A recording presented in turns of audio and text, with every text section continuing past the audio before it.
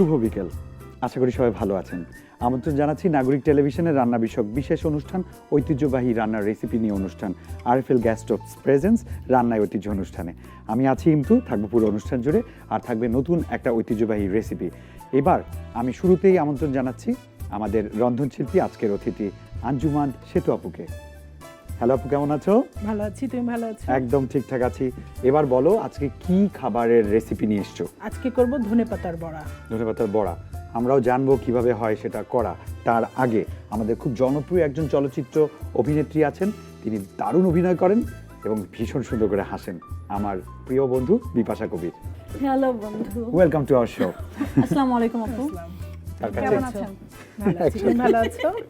খুব ভালো আছি। বিপাশা, ওর কাছে কি করো আশা? শুধু ভালোবাসা। ঠিক আছে, চলো শুরু করে দিই আমাদের আজকের আইটেম। কি রান্না করছি আমরা? আজকে করব ধনে পাতার বড়া। ধনে পাতার বড়া, এটা হলো বিক্রমপুরের একটা রান্না। বাহ, ইফতারি নিশ্চয়ই আইটেমে, tasty হবে। হ্যাঁ ইফতারি আইটেমে এটা খুব ভালো যাবে। পানি লাগবে আমার একটু। ওকে। এখানে চুলাটা আমি ধরিয়ে দিচ্ছি, তেলটা গরম হোক। ঠিক আছে। এই যে অটো ইগনিশন দেখেছিস, এক থেকেই কিন্তু ওকে। ওকে। এটা 50,000 বার করা যায় আরএফএল গ্যাস স্টোভে, এবং 10 বছর ওয়ারেন্টি। বুঝছিস, আমার আরো একটা গুণ আছে। আছে। ও আচ্ছা, তাই কার explain কাছে কি করতে গল্প হবে না। করছি? মায়ের কাছে মাসি গল্প করছি, সরি। খুবই ভালো, খুবই ভালো। আমি এখানে একটু পানি নিয়ে নিচ্ছি। পানির কাজ আপাতত শেষ। না, আরো লাগবে। আচ্ছা, তুমি বলো আমাকে, নাহলে তো দর্শক দেখতে পাচ্ছে না। আমাকে বলো আপু, কি কি লাগবে? চামচ নিব। হুম, আমি প্রথমে এখানে বেসন দিয়ে দিচ্ছি। আচ্ছা, আমি কি হালকা তেল দেবো? হ্যাঁ হ্যাঁ, তেল দিয়ে দাও। কতটুকু? গরম হয়ে গেছে। বেশ খানিকটা তেল যাবে। আচ্ছা, ওকে, তাহলে ডুবো তেলে ভাজবো জিনিসটা। একদম ডুবো না, আমরা একদম কম না, একটু মিডিয়াম। ভাসা ভাসা ডুবো। হ্যাঁ হ্যাঁ, এরকম হলেই হবে। ভাষা এটার সাথে আল্লাহর কথা।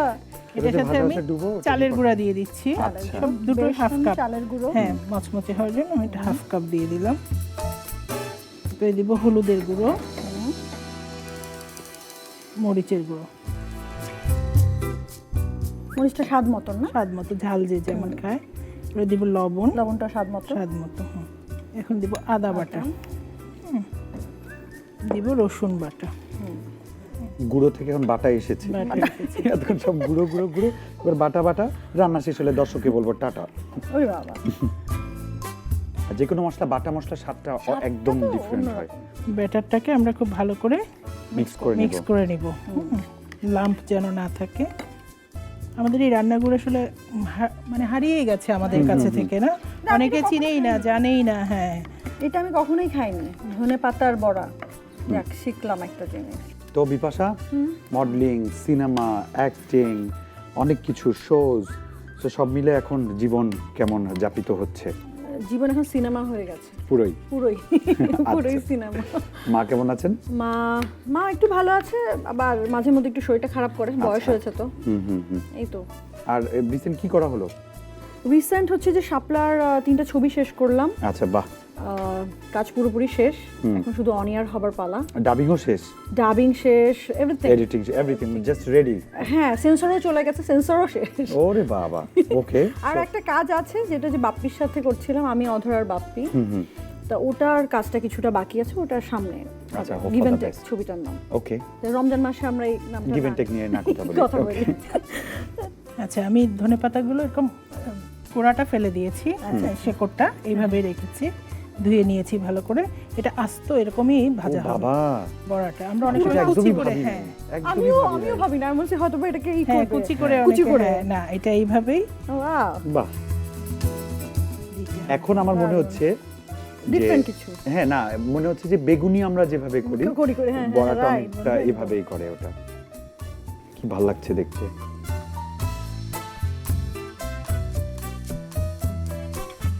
খুব ঝটপট ইফতারে কেউ যদি চায় এই আইটেমটা করতে খুব পারে। ঝটপট হয়ে যাবে। হ্যাঁ, খুব ইজি। Easy. আমিও পারবো। তুই আর কি পারিস? আমি তো কিছুই পারি না, খালি নুডলস বানাতে পারি। বাহ, এটাই কজন পারে। যেমন আমি অনেক রান্না পারি, নুডলসটা আমার কেন যেন হয় না। তুই তো অনেক পারিস। অনেক পারি আমি, আমি ডিশ একটা রান্না করিস, ফেসবুকে দিস, আমি খালি দেখি। লক্ষ্মী আমি না, আর আমাকে অভিশাপ দিস। যা, অভিশাপ কেন দিল? আমি চিন্তাই করি না এইভাবে করব। সত্যি আমি খুব সারপ্রাইজ, আমি একদম ভাবিনি। টোটালি। আর গত কয়েকটা পর্বেই আপু এসেছেন অতিথি হয়ে, এক একটা রেসিপি এক একটা হচ্ছে ধর মাউথ ওয়াটারিং আর কি, রোজা রেখে মানে কন্ট্রোল করাটা খুব কঠিন আর কি, এরকম অবস্থা। আমাকে কাঠের চামচটা দাও। খুব দ্রুত হয়ে যাবে মনে আজকে হচ্ছে। ইমতুকে অনেক কষ্ট দিচ্ছি। না না কোনো সমস্যা টিস্যু নেই। দিই। ও আছে কষ্টের জন্য। কত দূর হলো আপু? হ্যাঁ, আমার এখানে উল্টে দিব এটা। হ্যাঁ, আচ্ছা। একদিকে হয়ে গেছে, হুম, দেখো এই দিকটা হয়ে গেছে। আমি তো গানে গানে বলি, উল্টে দেব পাল্টে দেব। চলো একটা পিরিচ নিয়ে আসি। পুরা বেগুনির যেমন আমি কি বলেছিলাম দোস্ত? হ্যাঁ ওর কথাই ঠিক। এবং খুব বেশি ভাজা যাবে না, তাহলে ধনে পাতাটা কালো হয়ে যাবে, দেখতে ভালো লাগবে না কালারটা। আমি এখন চুলাটা নিভিয়ে দেবো। হ্যাঁ, ওকে। তাহলে পুড়ে যাবে, কালারটা থাকবে না। এই যে গরম আছে এটাতে এই পাশটা হয়ে যাবে।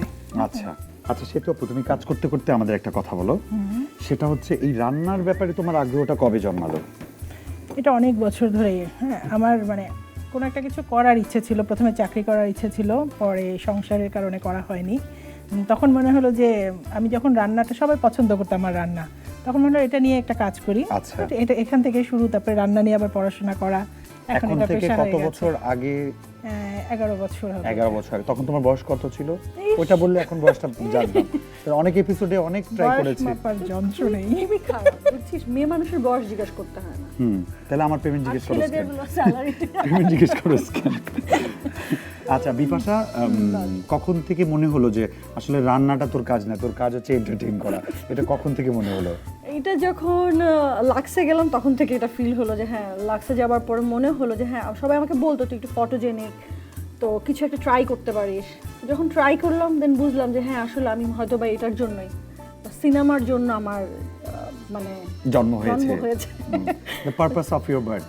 বাট আমি দর্শকদেরকে একটা ইন্টারেস্টিং কথা বলতে চাই, সেটা হচ্ছে ও আমার অনেক পুরনো ফ্রেন্ড, যখন থেকে ও লাক্স এসেছে তার পরের বছর থেকে।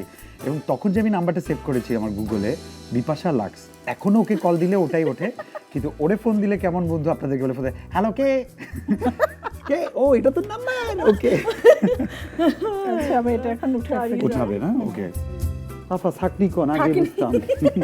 আমি যেন তোকে বাংলাতেই বললাম। দেখো ধনে পাতার কালারটাও কিন্তু সুন্দর আছে। খুব সুন্দর, খুব সুন্দর, একদম আর অল্প একটু মিক্সচার দেওয়াতেও তারপর এটা ফ্লাফি হয়ে কত বড় হয়ে গেছে পিঠাটা। ওয়াও, ও খেয়াল করেছিস মাঝখানে বড়টা দুটো ঠ্যাং? তোর জন্য ঠ্যাং ধরে মারো টান। কোনো ব্যাং দুটো ঠ্যাং। আচ্ছা, আমি এখন এটাকে সার্ভিং ডিশে নিচ্ছি। আচ্ছা ওর চোখে এই অদ্ভুত জিনিসগুলো পড়বে আর কারোর চোখে দেখ, তোর অদ্ভুত বলছিস, আসলে বাইরের দেশের মানুষ দেখলে বলতো ছেলেটা খুব ক্রিয়েটিভ।